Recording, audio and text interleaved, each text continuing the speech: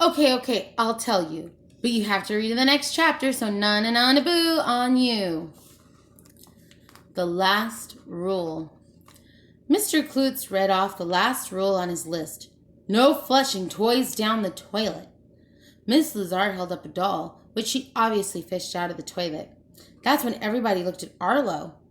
I can't believe you flushed a doll down the toilet. It's not a doll. It's an action figure. His name is Stryker Smith. And he's a cool superhero who fights crime. He's my favorite toy. And what's he doing in the toilet bowl, Arlo? Well, I was in the boys' room with my friends Ryan, Michael, and Neil. We were acting out this famous scene from Stryker Smith, where Stryker Smith catches some bad guys around a water park. They were dangling Stryker over the bowl. That's when somebody leaned on the handle thingy you used to flush the toilet. And, well, let's just say Stryker Smith met his watery end. But it was an accident. Arlo, that was just about the dumbest thing you've ever done. And you've done a lot of dumb things. Why didn't you fish your toy out the bowl? Are you crazy? I'm not going to stick my hand into a toilet bowl. I didn't know what to do. I didn't know what to say. I had to think fast.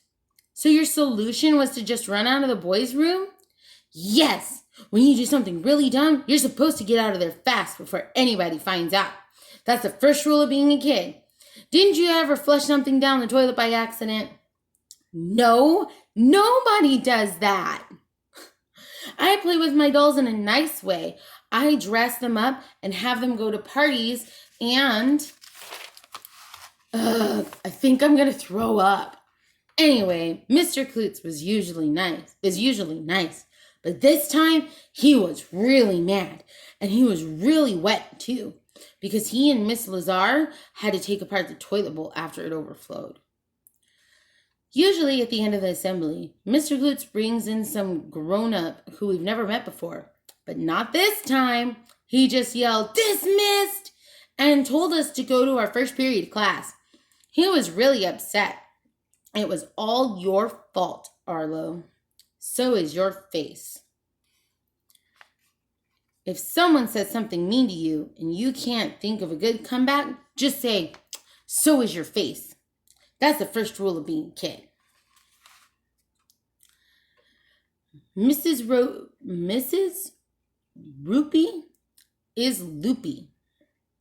Our first period of class is library, so we had to walk 1,100,000 miles down the hallway. I hate library. Our librarian is Miss Rupee.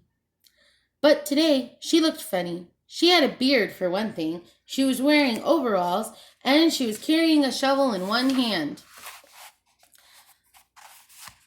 And she had a pot on her head. It was strange. So I asked her, "Miss Rupee, why do you have a pot on your head?"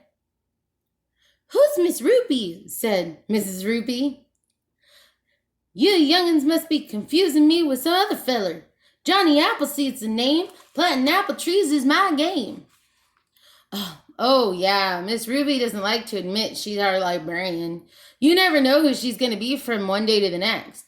Sometimes she dresses up like George Washington, or Neil Armstrong, or Little Bo Peep. She's weird. I asked Miss Johnny Appleseed, if she was going to read us a story. I said, "Nah." She said, "Nah. I reckon I'm going to travel from town to town planting apple trees most everywhere I wander. You youngins want to join me?" "Why are you coming apart?" I asked. I told Miss Rupee we're not allowed to leave school grounds in the middle of the day. It's a rule. Then I asked her if we could check out books from the library. She replied, "Nope. I reckon that ain't allowed no more." "What?" "It's a library. It's filled with books. And we aren't supposed to check them out? That's weird." "Why not?" I asked her. She replied, "Because it's the rule. Because that's the rule." It's not fair. Miss Rupee is loopy. Miss Hannah is bananas. Chapter 4.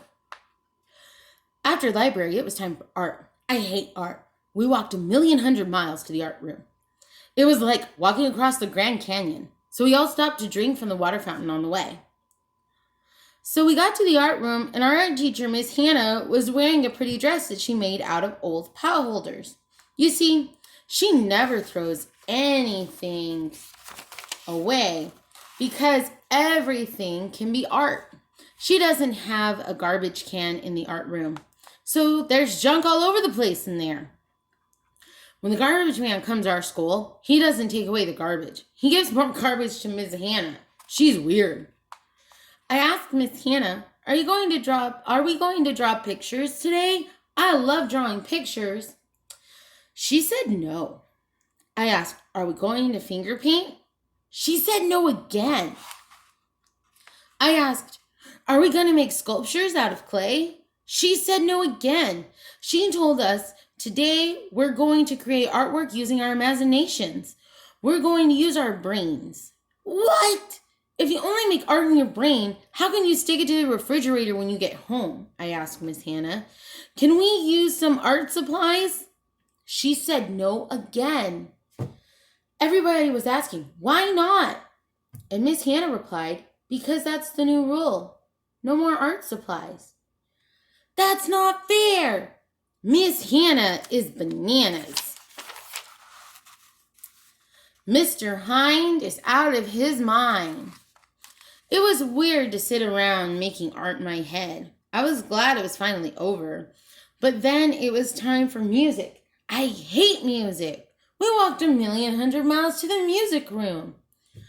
I love music. My favorite play is Annie. Would you like to hear me sing tomorrow, Arlo? As long as you don't sing it today, I'll be happy.